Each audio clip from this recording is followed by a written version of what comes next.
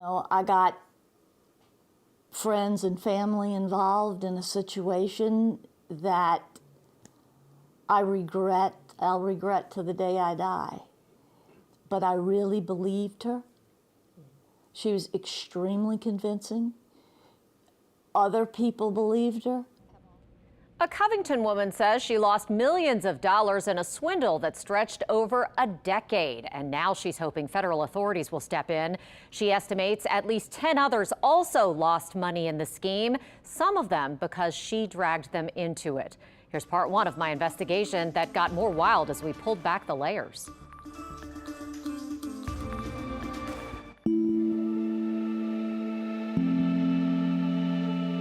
Let's go. Come on, Coop. Let's go. Come on. 73-year-old Ronda Behrens admits she was born with a silver spoon in her mouth. I've been wealthy, and I've been broke, and I've been wealthy again, and now I'm broke. She had started building a successful real estate company around the time Hurricane Katrina hit and the market blew up on the Northshore. Behrens' real estate used to be housed here in downtown Covington. So you went from a multi-million-dollar business to not being able to buy food to feed yourself. That's correct. That's correct. We almost lost the house. If they hadn't allowed me to put it in forbearance, we would have lost the house. Hurricane Ida ripped it apart 3 years ago, but the extensive damage still isn't fully repaired because she doesn't have the money to fix it. There's a good boy. If you're wondering what happened to all her money, Behrens didn't lose it living a lavish lifestyle. It was a decade-long downward spiral that she says started with a kind gesture. I had money. I had a lot of money. And I'm a believer in what goes around comes around. I have all the IOUs. More than 10 years ago, Behrens first started loaning money to her hairdresser's daughter, Melissa Ficarra Kagel, or Missy. They sealed each loan with a handwritten IOU. Over the years, one turned into a stack as the IOUs piled up. This one is when it started, $18,000. By April of '08, Yes. $115,000. Yes. She signed all these in front of me. We're almost at $1 million here. Here's 2011, $1.4 million. Behrens said Kagel told her she needed the money to help pay the court and attorney's fees for these two Ficarra family lawsuits. Kagel claimed they would be settled for millions of dollars and that she was getting a significant chunk of the money. In return for helping her pay the legal fees, Kagel promised to pay Behrens millions. How did she get money out of you? She'd say, I need $10,000 for this. I need $750 for document copies. I need, there was always something. These bank statements show tens of thousands of dollars in wire transfers from Behrens to Kagel, and text conversations dating back to 2020 that Behrens says she exchanged with Kagel connect the dots. I reviewed 1,600 pages of messages. They all followed a similar pattern. On September 8th, 2022, Kagel tells Behrens she needs $10,000 that day to pay invoices, or the suit will be dismissed and they would lose all the money they invested. Ronda replies that she's asking friends and applying for credit, but she can only get $1,600. Kagel fires back, quote, "It's no sweat off my back anymore, Ronda. I'm sick of trying to protect a $12 million investment." It was $10,000 here and $5,000 here, and it just kept going and going and going. So every time I had a sale, she took my whole commission. Behrens borrowed money from a handful of friends and family, getting in so deep she couldn't pay it back, doing things she's not proud of. Behrens has since been sued at least 6 times for over $50,000.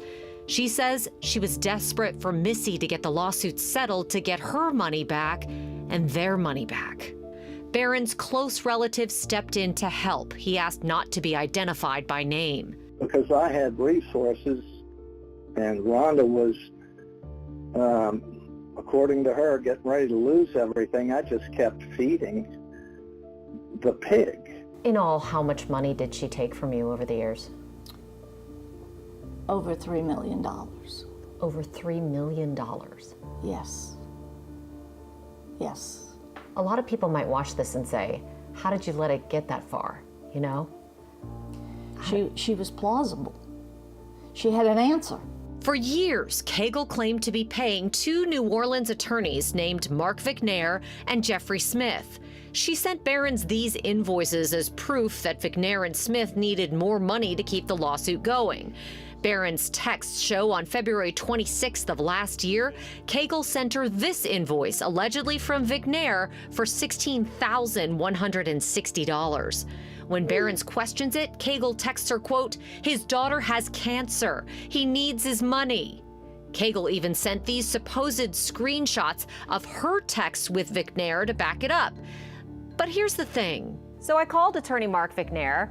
He's never heard of Melissa Kagel, and he does not have a daughter with cancer. I also called attorney Jeffrey Smith. He's never heard of her either.